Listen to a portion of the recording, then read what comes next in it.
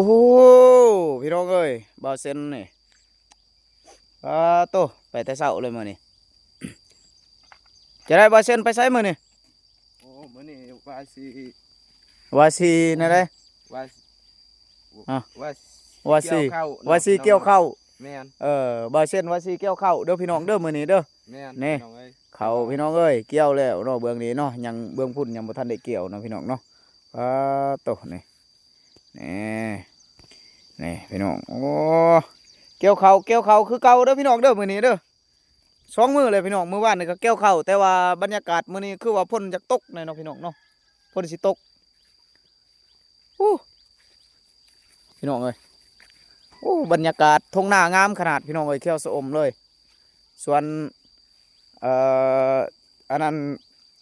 เขาตัวชุกแล้วก็เรื่องขนาดน้องพี่น้องเนาะงามขนาดนี้มาเบิ่งน้ำกันตัวเขามันสุกแล้วเด้อพี่น้องเด้อใบเทียนสีพาFCมาเบิ่งเนาะคาดว่าสีเกี่ยวมืออื่นตัวนี้พี่น้องเอ้ยยันบ่ทันเพราะว่ามื้อวานนี่ยังบ่ทันสำเร็จให้ตัวพุ่นเนาะพี่น้องเนาะนี่เขาโอ้งามขนาดเลยพี่น้องนี่อ้าเม็ดเขานี่พี่น้องมาเบิ่งน้ำกันนี่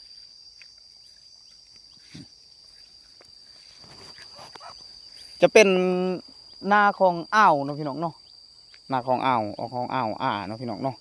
ใบเทียนก็มาเกี่ยวโอ้เม็ดเขานี่พี่น้องเอ้ยมาเบิ่งเม็ดเขานี่นี่พี่น้องมาเบิ่งเม็ดเขาพี่น้องเอ้ยโอ้งามขนาดเลยพี่น้องเอ้ยเขานี่นี่เบิ่งนี่พี่น้องสุกหมดแล้ว